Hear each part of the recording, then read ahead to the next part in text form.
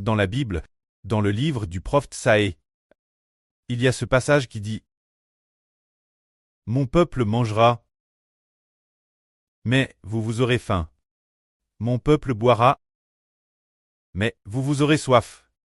Mon peuple se réjouira, mais vous serez dans la douleur. » Ici, ce qu'on appelle mon peuple, c'est le peuple de Dieu. Alors, le peuple du pré-Céleste l'Éternel, qui l'est vraiment. La fin de ce monde, ce sont ceux qui croient en l'Évangile, qui croient au Seigneur Jésus-Christ. Les gens de l'Évangile, ils seront nourris par Dieu et recevront la bienveillance de Dieu. Mais, si, ceux qui n'acceptent pas l'Évangile du Seigneur Jésus-Christ, Dieu ne les guidera pas. Jéhovah veut guider. C'est guider son peuple. Jéhovah. Dieu veut nourrir. C'est nourrir ses enfants. Jéhovah ne nourrira pas le peuple de Satan, ni ne nourrira les enfants de Satan. Il ne nourrit que ses propres enfants. Et madame, quant aux enfants de Satan, le pré-Céleste l'Éternel se cache eux, pour ne pas se faire connaître d'eux, pour ne pas laisser ceux qui appartiennent Satan connaître Dieu. Ainsi, au moment de l'Apocalypse, il y a une grande multitude de gens qui sortent de la grande tribulation, et enfin, arrivent près de la mer de verre, ils ont des branches de palmier dans leurs mains, vêtus de robes blanches, se tenant devant Dieu, et criant d'une voix forte, « Le salut et la louange de la Grèce, soit celui qui est assis sur le trône, notre Dieu, et l'agneau. » Cette grande foule, ce sont les Israélites spirituels, qui sont sortis de la grande tribulation. En ce moment-là, l'apôtre Jean ne savait pas qui étaient ces personnes. L'un des anciens lui dit, « Ce sont ceux qui viennent de la grande tribulation. Ils ont te choisi parmi chaque nation, chaque peuple. » Alors cet ancien, l'un des 24 anciens, dit ceci. Ceux-ci sont ceux qui viennent de la grande tribulation. Ils ont lavé leurs robes dans le sang de l'agneau et les ont blanchis. Ce sont ces personnes, elles, qui sont purifiées, sanctifiées.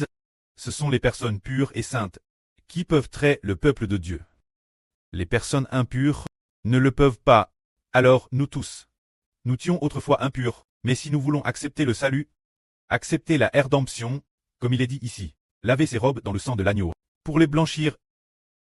Ceux qui veulent accepter la rédemption du Seigneur Jésus-Christ seront purifiés.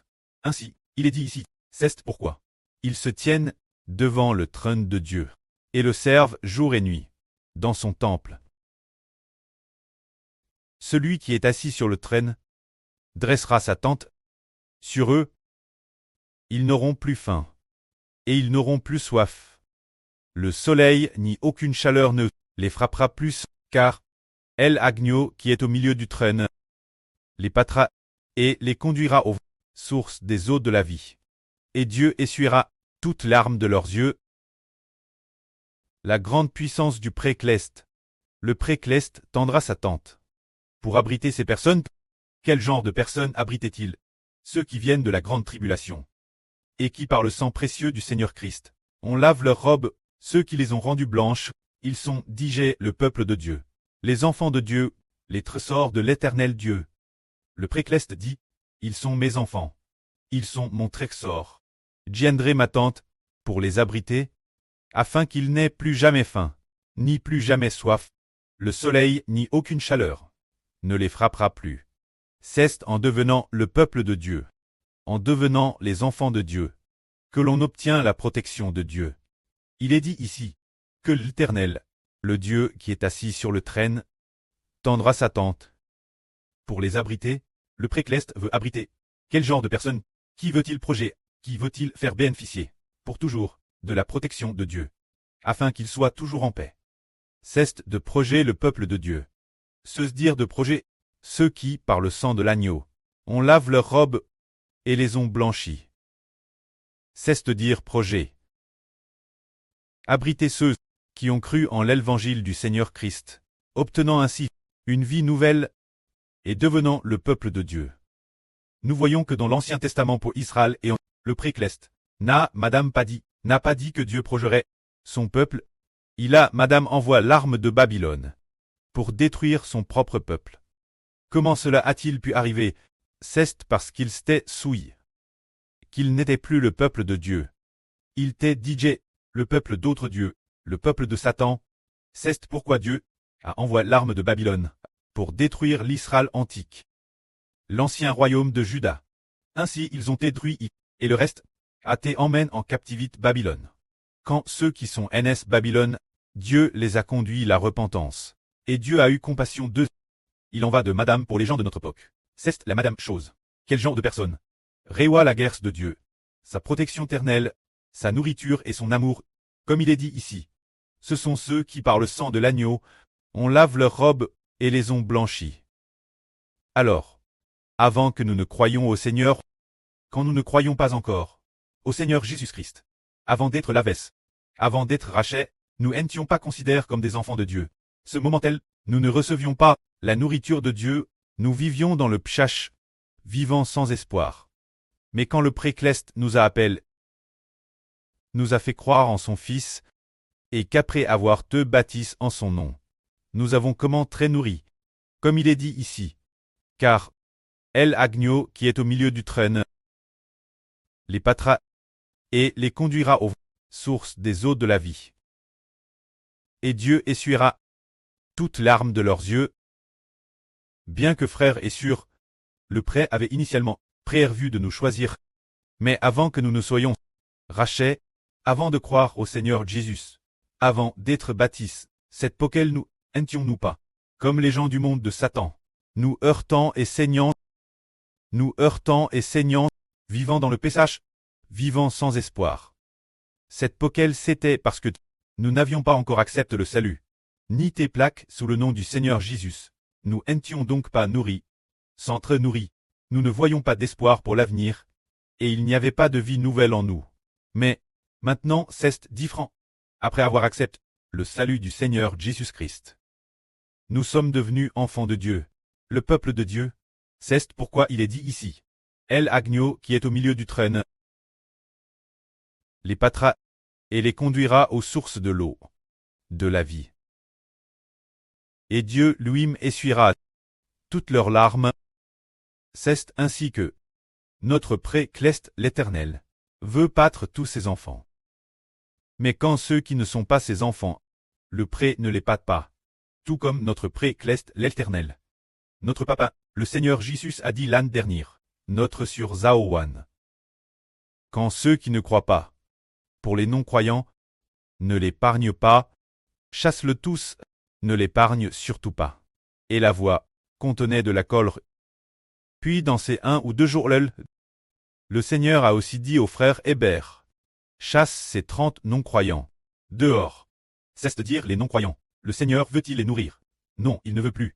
Bien que le frère Hébert soit le fils du Seigneur, et ne comprenne pas encore, qui est digne, le Seigneur lui a déjà dit, les non-croyants, chasse-le tous, on ne peut pas les pâtre. Ces non-croyants, on ne peut pas les nourrir. Le peuple appartenant à Satan. Les non-croyants ne sont pas les enfants du Seigneur. Ne sont pas les enfants du précleste. Alors chassez-le tous. Ainsi les non-croyants ne sont pas nourris, alors que les croyants sont nourris.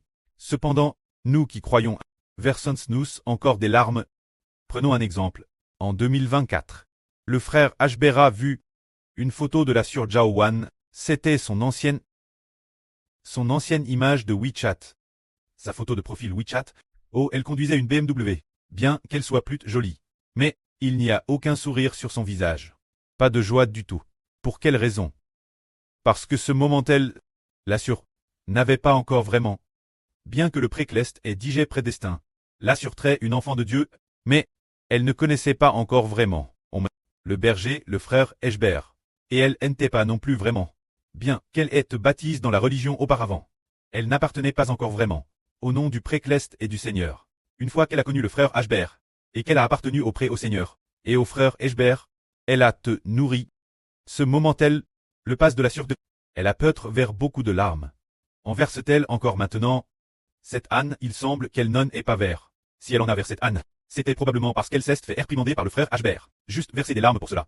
Mais d'ordinaire, elle est toute joyeuse. Oubliant madame qu'elle a un jour vers des larmes, le précleste a essuyé toutes ses larmes. C'est justement pour cela. Le précleste dit que l'avenir, comment le précleste va-t-il nous nourrir quand la nouvelle Jérusalem, la nouvelle terre viendra? Le précleste dit ceci. Voici, le tabernacle de Dieu est avec les hommes. Il habitera avec eux, ils seront son peuple, et Dieu lui-même sera avec eux. Il sera leur Dieu. Dieu essuiera toute larme de leurs yeux, et la mort ne sera plus, il n'y aura plus ni deuil, ni cri, ni douleur, car les premières choses ont disparu.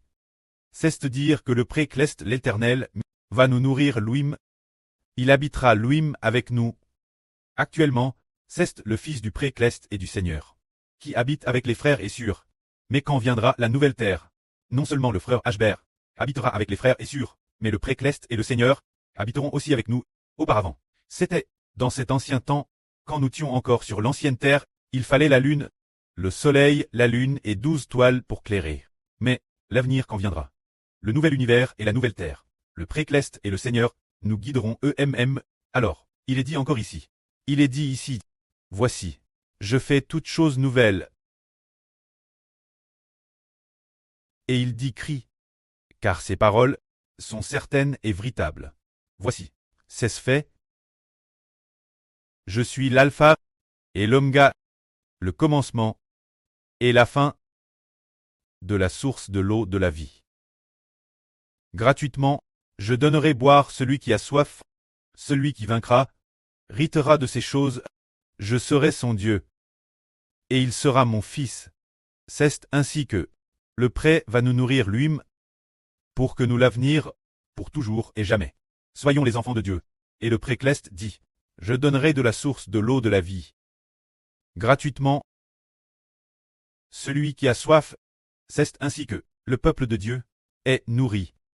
Maintenant, il suffit d'être bâtissent au nom du précleste du Seigneur, et du Saint-Esprit ses enfants seront certainement nourris. Au premier cycle de notre un petit groupe de personnes athées bâtissent au nom du précleste du Seigneur Jésus-Christ et du Saint-Esprit. Alors, le Seigneur Jésus-Christ a envoyé les apôtres pour les nourrir, tout comme le Seigneur a dit l'apôtre Pierre, paie mes brebis, paie mes agneaux. C'est pourquoi le Seigneur a envoyé Pierre, ainsi que les autres apôtres, pour nourrir les croyants. La fin de ce monde, le précleste et le Seigneur envoient personnellement le soleil, le Fils de Dieu et du Seigneur, celui qui est appelé Israël, ce frère, pour nourrir personnellement l'avenir. Après la résurrection d'entre les morts, le précleste Jéhovah nourrira personnellement. Cela signifie que ce n'est qu'en devenant enfant de Dieu, que l'on est nourri par Dieu. Ce n'est qu'en devenant enfant du précleste Jéhovah, que l'on est nourri par le Seigneur Christ, et aussi nourri par le frère Hébert. C'est ainsi que nous comprenons qu'il faut d'abord devenir enfant de Dieu. En devenant enfant de Dieu, nous n'aurons plus faim, ni soif. La chaleur du soleil ne nous frappera plus, et aucune créature ne pourra nous nuire. Le précleste Jéhovah tendra aussi sa tente pour nous abriter. Celui qui est assis au milieu du trône, le Seigneur Jésus-Christ, nous conduira aussi aux sources des eaux de la vie. Mais quand est-ce que la source de l'eau de la vie est-elle apparue? C'est après que le Seigneur Christ est venu au monde comme homme et a été crucifié, qu'il a été dit que tous ceux qui ont soif viennent moi et boivent. Celui qui vient moi, comme dit l'Écriture, de son sein couleront des fleuves d'eau vive. En buvant, ils auront la vie éternelle. Le Seigneur Jésus a dit, mon peuple aura la vie éternelle, mon peuple aura la vie éternelle. Au dernier jour, je le ressusciterai. C'est seulement après que le Seigneur Jésus-Christ est venu au monde comme homme, que l'on a compris que l'homme serait nourri et le ministre de l'obtention de la vie éternelle. Mais ceux qui n'appartiennent pas au peuple de Dieu, le mot vie éternelle, ils n'en ont jamais entendu parler. Et ils n'y croient madame pas. Le mot résurrection, ils pensent tous que c'est un mensonge. Mais les enfants de Dieu savent que c'est vrai, parce que nous avons été nourris. Y a cru contement, que la gloire soit auprès et au Seigneur. Amen.